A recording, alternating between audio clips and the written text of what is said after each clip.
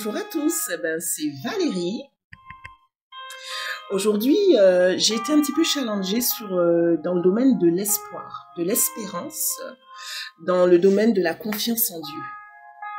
Mais avant tout, je vous invite à passer un petit moment de prière avec moi, afin de confier ce moment à notre précieux et glorieux Dieu. On prie? Ça vous dit, on prie ensemble? Allez, on dispose nos cœurs. Ça veut dire quand je dis on dispose nos cœurs, ça veut dire que on fait abstraction de tout ce qui est autour de nous. On est prêt à écouter et on y va. D'accord?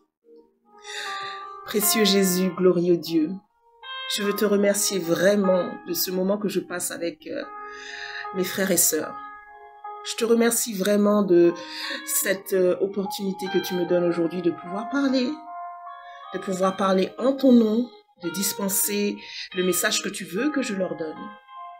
En ce jour, papa, parce que tu es mon papa, tu es un précieux papa, je veux te glorifier, je veux te rendre grâce et gloire. Il n'y a personne d'autre que toi, Seigneur. Il n'y a personne comme toi, Seigneur. Et alors que je ferme mes yeux, je vois ta bonté, Seigneur. Je vois tout ce que tu as déjà fait dans ma vie, Seigneur. Je vois que je peux parler, que j'ai le souffle de vie. Et combien ont perdu ce souffle de vie hier soir quand ils se sont couchés, ne se sont pas réveillés. Papa, tu es merveilleux. Tu es merveilleux parce que avec ce souffle de vie, je sais que il y a de l'espoir, il y a de l'espérance et que je peux encore parler de toi encore en ce jour. Merci, papa, pour tous ceux aussi qui ont ces oreilles pour pouvoir t'entendre, Seigneur. Qui peuvent encore te parler, Seigneur, malgré la maladie, malgré leur ressenti dans leur corps, Seigneur, ils peuvent encore te parler. Ils peuvent encore crier à toi et te dire, papa, aide-moi. Viens au secours de ma vie. Viens au secours de cette situation. Parce que j'ai besoin de toi, papa. Alors, papa, parce que tu es mon papa et que tu es un papa qui est bon, en ce jour, je te remets ce moment, papa. Je te remets le cœur de tous ces internautes, quels qu'ils soient. Et je te remercie pour leur vie. Je te remercie, Seigneur, parce qu'ils sont là, ils sont disposés et qu'ils t'écoutent, papa. Et que c'est tellement bon d'être ta fille, ton fils, papa. De pouvoir te confier, Seigneur, ce que nous avons dans le fond de notre cœur et être sûr que toi, tu vas nous écouter. Papa, en ce moment, que nos cœurs soient bien disposés, que nos oreilles puissent entendre ce que tu veux que nous disions. Et papa, je te remercie parce que je sais que tu vas planter des graines qui vont germer, Seigneur, en ce jour, dans le cœur de chacun d'entre nous. Merci, papa. Tu es merveilleux. Tu es tellement bon.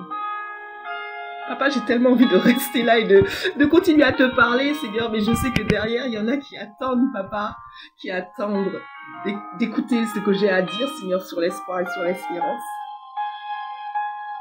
Mais tu es tellement bon, papa.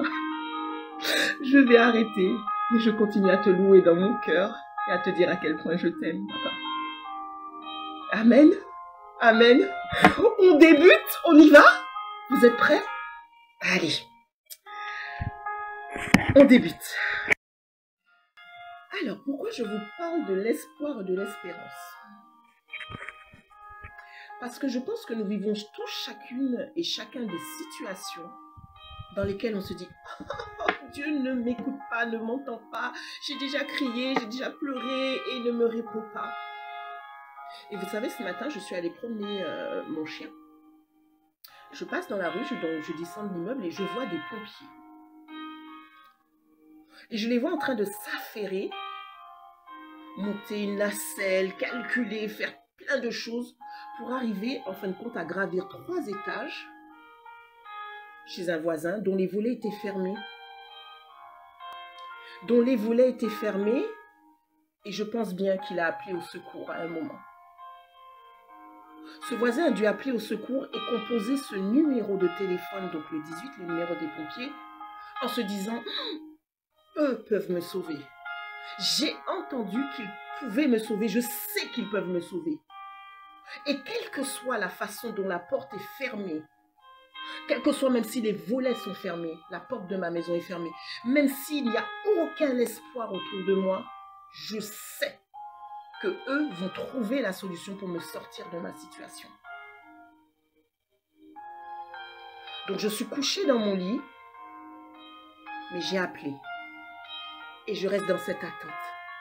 Même si je souffre, même si j'ai mal, même si je ne peux pas me déplacer pour aller ouvrir la porte qui est juste à côté de chez là, qui est là.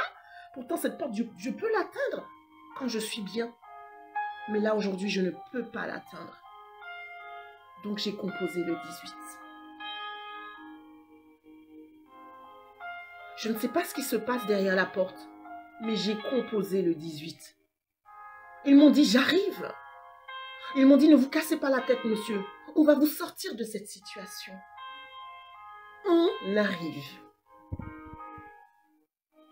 Et vous savez, souvent, nous, on se retrouve dans des situations où on dit, Seigneur, je n'ai plus d'espoir. Je m'attends à toi. J'ai frappé à droite, à gauche, j'ai appelé les voisins, j'ai crié, j'ai dit, aidez-moi, sauvez-moi. Personne n'est venu. Personne n'est venu m'aider. Et il ne reste plus que toi.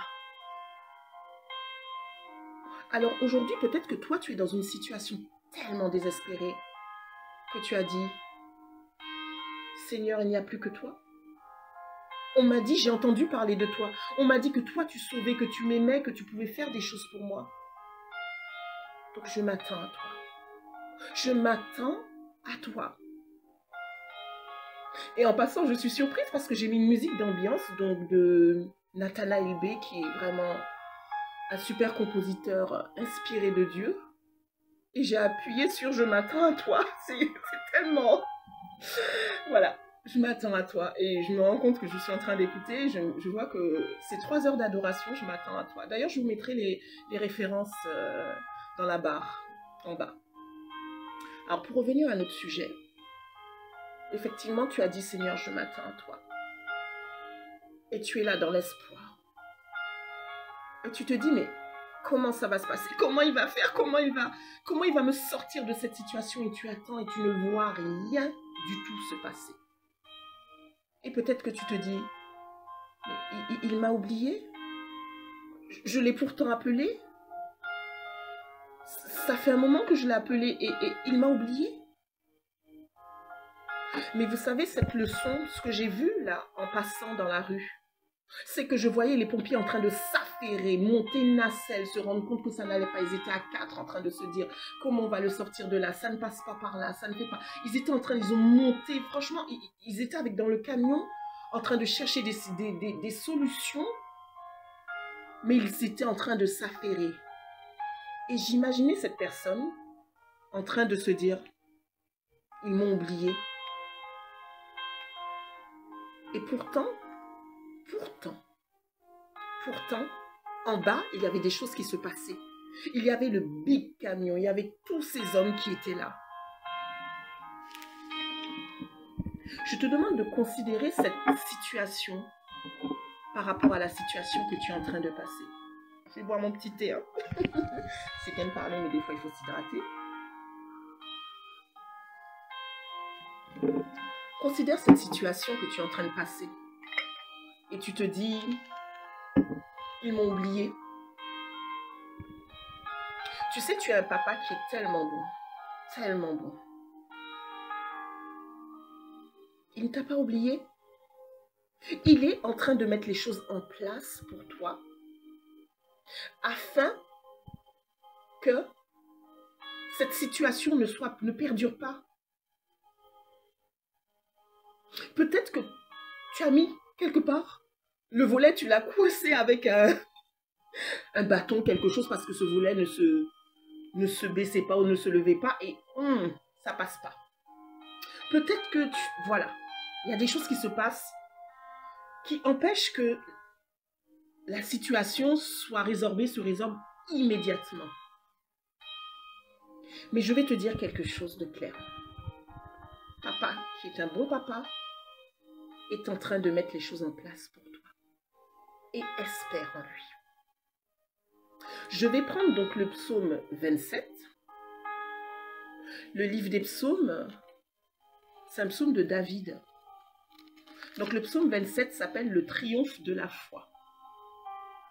Et je vais te lire ce que Dieu dit au sujet de ta situation. On va le lire en entier et on va s'arrêter au dernier verset, qui est le verset 13 et 14, les deux derniers versets. Mais on va quand même lire tout. Alors, psaume 27, psaume de David. L'Éternel est ma lumière et mon salut. De qui aurais-je crainte? L'Éternel est le soutien de ma vie. De qui aurais-je peur? Quand des méchants s'avancent contre moi pour dévorer ma chair, ce sont mes persécuteurs et mes ennemis qui chancellent et tombent. Si une armée se comptait contre moi, mon cœur n'aurait aucune crainte. Si une guerre s'élevait contre moi, je serais malgré cela plein de confiance. Je demande à l'Éternel une chose que je désire ardemment. Je voudrais habiter toute ma vie dans la maison de l'Éternel, pour contempler la magnificence de l'Éternel et pour admirer son temple. Car il me protégera dans son tabernacle au jour du malheur. Il me cachera sous l'abri de sa tente. Il m'élèvera sur un rocher. Et déjà, ma tête s'élève sur mes ennemis qui m'entourent. J'offrirai des sacrifices dans sa tente. Au son de la trompette, je chanterai, je célébrerai l'Éternel. Éternel, écoute ma voix, je t'invoque. Aie pitié de moi et exauce-moi. Mon cœur dit de ta part, cherchez ma face. Je cherche ta face, ô Éternel. Ne me cache point ta face. Ne me repousse pas avec colère. Ne repousse pas avec colère ton serviteur. Tu es mon secours. Ne me laisse pas et ne m'abandonne pas. Dieu de mon salut, car mon père et ma mère m'abandonnent, mais l'Éternel me recueillera. Je le redis, car mon père et ma mère m'abandonnent, mais l'Éternel me recueillera. Éternel, enseigne-moi ta voie. Conduis-moi dans le sentier de la droiture, à cause de mes ennemis. Ne me livre pas au bon plaisir de mes adversaires, car ils s'élèvent contre moi de faux témoins et des gens qui ne respirent que la violence. Et voilà que nous arrivons au verset 13 et 14. Oh, si je n'étais pas sûr de voir la bonté de l'Éternel sur la terre des vivants. Et l'Éternel dit, espère en l'Éternel, fortifie-toi et que ton cœur s'affermisse. Espère en l'Éternel. Voilà ce que je voulais te dire. Il nous faut en ce jour réfléchir sur l'importance de cultiver la patience et l'espoir en l'Éternel. Il nous dit, espère en l'Éternel. Ce verset nous encourage dans notre espoir et notre confiance en l'Éternel. Cette situation que tu passes n'a pas été faite pour que tu tombes et que tu ne vois pas le bout. Elle est là pour cultiver ton espoir en l'Éternel et ta foi en lui.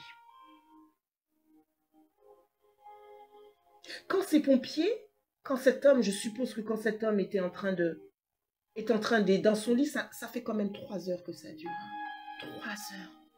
Vous imaginez quelqu'un qui souffre pendant 3 heures, et qui a appelé les pompiers et qui s'est dit, ils arrivent, et on leur a dit, ils arrivent et ils ne les voient pas. Mais dans quel état est-il? Je te demande de considérer l'état de ton cœur. Dans quel état es-tu? Là, pendant que l'Éternel te dit, fortifie-toi et que ton cœur s'affermisse. Espère en l'Éternel. Dans quel état est ton cœur? Est-ce que tu es vraiment sûr que l'Éternel va te répondre? Est-ce que cet homme, il désespère, il se dit, ils ne sont pas là? Parce que peut-être est-il dans une autre pièce et qu'il n'entend pas tout ce qui se passe de l'autre côté. Et pourtant, ils sont là. Les pompiers sont là, en train de chercher des solutions. Oui, ça fait 3 heures. Oui, ça fait longtemps que tu es dans cette situation qui paraît tellement désespérée. Et je te dirai quelque chose. Espère en l'Éternel. Parce que pendant que toi, tu es en train de souffrir, l'Éternel est en train de mettre des choses en place pour te sortir de ta situation. Et il cherche les meilleures options pour te sortir de ta situation. Espère en l'Éternel. Espère en l'Éternel. Je vais t'inviter aujourd'hui de considérer cette parole de Dieu. Je vais t'inviter à considérer toutes les actions, toutes les situations de ta vie où tu as besoin de remettre ton espoir en Dieu. Espère en l'Éternel. Il est en train de créer les circonstances les plus favorables afin de te sortir de cette situation. Excusez-moi, je vais demander quelque chose à ma fille. Est-ce que tu peux aller me chercher un mouchoir, s'il te plaît, nounounette? Merci, mon amour. Oui, il fait froid en Bretagne, il fait froid. J'ai froid.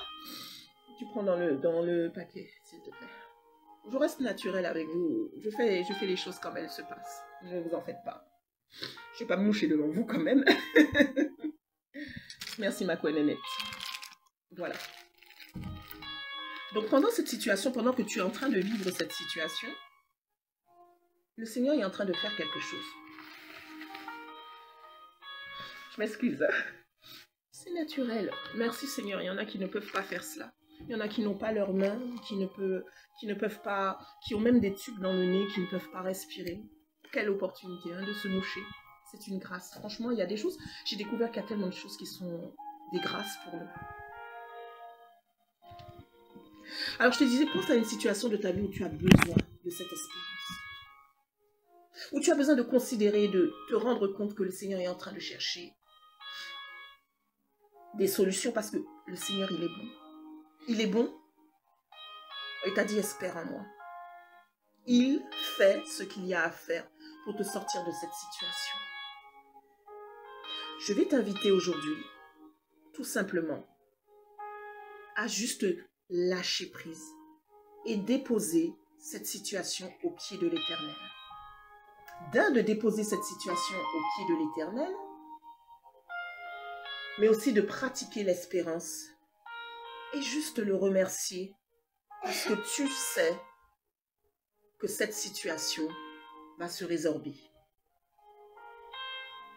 Je vais t'inviter à pratiquer maintenant la patience et rester fidèle. Et que toutes tes actions quotidiennes, tout ce que tu fais, reflète l'espérance que tu as en l'Éternel. Comment ça va se passer?